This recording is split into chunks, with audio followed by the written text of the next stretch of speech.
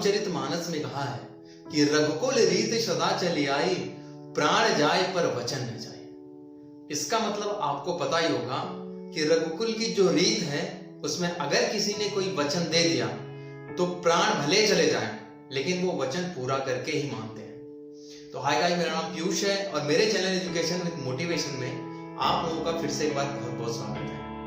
आज मैं आपको कोई कहानी नहीं सुनाऊंगा, आज मैं आपको रामायण के बारे में कुछ ऐसी चीजें बताऊंगा जो शायद आपने पहले नहीं सुनी होगी। रामायण तो लगभग सभी ने देखा होगा और बहुत सारे लोगों ने अपने घर पे रामायण का पाठ भी करवाया होगा, लेकिन रामायण में कई सारी ऐसी चीजें हैं जिनका हम लोग मतलब नहीं समझ पाते हैं। तो आज मैं रामायण के कुछ उन्हीं तथ्यों के बारे में बात करूंगा जिसके बारे में शायद आपको पहले से पता नहीं होगा। अगर पता होगा तो अच्छी बात है, अगर नहीं पता होगा तो आज आप उसको जान जाएंगे। तो हाय गाइस, मेरा नाम पीयूष है और मेरे चैनल एजुकेशन विद मोटिवेशन में आप लोगों का फिर से एक बार बहुत बहुत स्वागत है।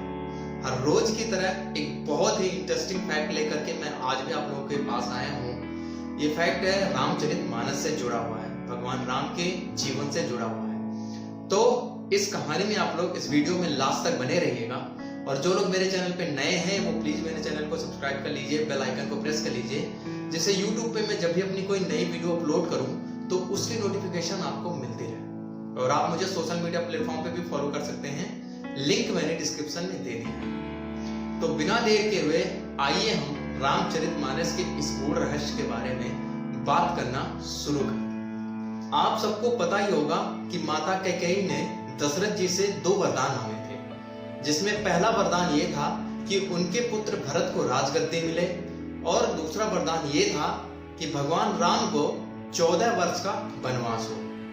अब आप लोग सोचिए कि उन्होंने पहला वरदान भगवान राम के वनवास का क्यों नहीं मांगा, क्यों उन्होंने पहला वरदान भरत की राजगद्दी के लिए मांगा था। तो इसका रीजन ये था कि अगर वो पहला वरदान भगवान राम के वनवास का मांग लेती तो भरत जी कभी भी राजगद्दी पर नहीं बैठते।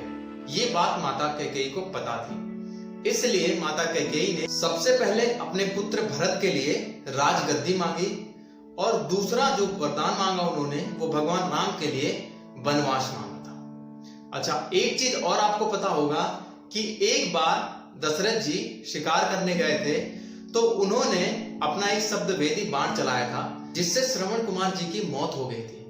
और आप लोगों को शायद पता ही होगा कि श्रवण कुमार के माता पिता अंधे थे और जब उनको ये बात पता चली कि दशरथ जी के बाण से श्रवण कुमार की मौत हुई है तो उन्होंने दशरथ जी को एक श्राप दिया था कि जैसे हम पुत्र वियोग में मर रहे हैं वैसे ही आप भी पुत्र वियोग में मरेंगे। तो माता कैकेयी को ये बात पता थी, तो इसके 2 ही कारण हैं, या तो भगवान श्री राम की मृत्यु हो जाए तो दशरथ जी पुत्र वियोग में मरे, या तो भगवान राम वनवास चले जाएं तो दशरथ जी की जो मृत्यु है वो पुत्र वियोग में हो जाए। इसलिए कैकेयी ने जो दूसरा वरदान मांगा था वो उन्होंने यही मांगा था कि भगवान राम को 14 वर्ष का वनवास मिले। तो अब हम बात करते हैं कि उन्होंने जो वनवास मांगा था वो 14 वर्ष का ही क्यों मांगा था। वो 5 वर्ष का भी मांग सकती थी, 10 वर्ष का भी मांग सकती थी या 20 वर्ष का भी मांग सकती थी।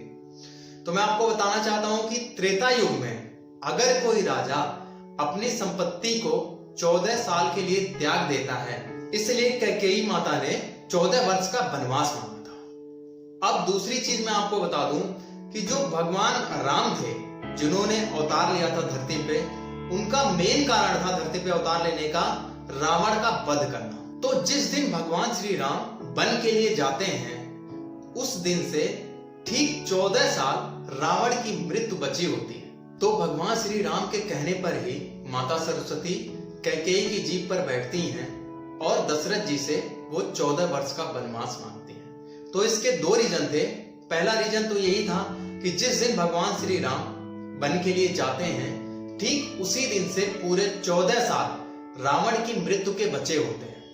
दूसरा रीजन ये था कि अगर 14 साल तक कोई राजा अपनी संपत्ति पे अधिकार नहीं जताता है तो वो संपत्ति उसकी नहीं रह जाती है, मतलब वो उसका अब भविष्य में हकदार नहीं होता। इसीलिए कैकेयी माता ने 14 वर्ष का वनवास मांगा था, जिससे 14 साल तक भगवान राम वन में रहें और 14 साल के बाद जब वो आए तो उनका उस सम्राट पर, उस राज्य पर कोई अधिकार ना हो। ये बात और है कि जो भरत जी थे उन्होंने गद्दी हासिल नहीं की, मतलब वो राजा नहीं बने, और वो भगवान श्री राम के खड़ाऊ की 14 साल तक पूजा करते थे। और उन्होंने राम से बोला था कि अगर आपने 14 साल से एक भी दिन देर किया तो मैं एक अपनी चिता जला करके उसमें आत्मदाह कर लूंगा। इसीलिए भगवान श्री राम जैसे ही रावण का वध करते हैं, तुरंत वो वहां से अयोध्या चले आते हैं। आप लोगों ने महाभारत भी देखी होगी, उसमें पांडवों को दुर्योधन ने भी वनवास भेजा था, जिसमें उसने 12 साल के लिए वनवास और 1 साल के लिए अज्ञातवास मांगा था, ताकि 13 साल तक वो लोग जंगल में रहें और 13 साल के बाद जब वो आए तो उनकी संपत्ति पर कोई हक ना रहे। तो यही वजह थी उस टाइम की, कोई राजा अपने संपत्ति पे 13 या 14 साल तक अपना हक नहीं जताता है तो वो संपत्ति उसकी नहीं होती है, वो उसके हक को हमेशा के लिए खो देता है। तो दोस्तों यही कहानी थी। शायद इस वीडियो को देखने के बाद आपको पता चल गया होगा कि माता कैकेयी ने जो राम जी के लिए वनवास मांगा था वो सिर्फ 14 वर्ष का ही क्यों मांगा था।